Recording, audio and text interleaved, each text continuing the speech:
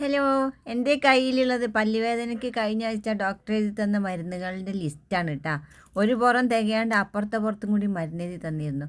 അതിൽ ഞാൻ കഴിച്ച ഗുളികയുടെ ബാലൻസ് ആണ് ഈ കാണുന്നത്. ആകെ 5 ഉണ്ടായിരുന്നു. ഒരെണ്ണത്തിന് ഞാൻ ആദ്യമേ ഓപ്പറേഷൻ ചെയ്തിട്ടുണ്ടായിരുന്നു കേട്ടോ.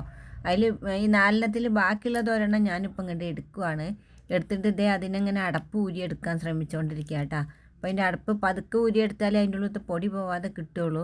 പതുക്കെ ഊരിയപ്പോഴാണെങ്കിലും കുറച്ച് എൻ്റെ കൈ കൂടി പോയിട്ടുണ്ട്. അപ്പോൾ ഇതിൽ എത്രത്തോളം പൊടി ഉണ്ടാവുമെന്ന് നമുക്കൊന്ന് നോക്കാം. ഒരു കുഞ്ഞി ഡെപ്പിയാണ്, പക്ഷെ അതിൻ്റെ ഉള്ളിൽ എത്രത്തോളം പൊടി ഉണ്ടാവുമെന്ന് നമുക്കൊന്ന് നോക്കിയാലോ എന്ന് വിചാരിക്കുകയാണ്.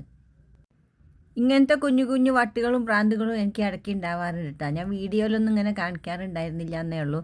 ഇന്ന് എനിക്ക് തോന്നി ഇത് നിങ്ങളെയും കൂടി ഒന്ന് കാണിക്കാമല്ലോ എന്ന്. ഡോക്ടർ എഴുതി തന്ന മരുന്നിൻ്റെ ചീട്ടിക്ക് തന്നെയാണ് ഞാനത് കൊട്ടിയെടുത്തിട്ടുള്ളത്.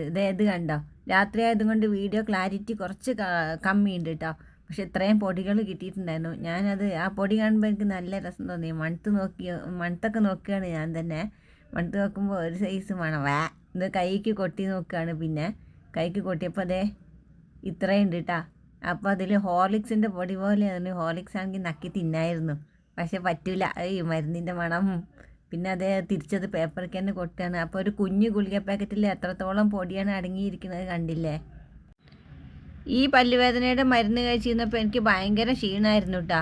നമ്മൾ കാഴ്ചയ്ക്ക് ചെറുതാണെങ്കിലും അതിൻ്റെ ഉള്ളിൽ നിറച്ചും മരുന്നാണുള്ളത്. അപ്പോൾ വീണ്ടും കാണാം. ടാറ്റാ.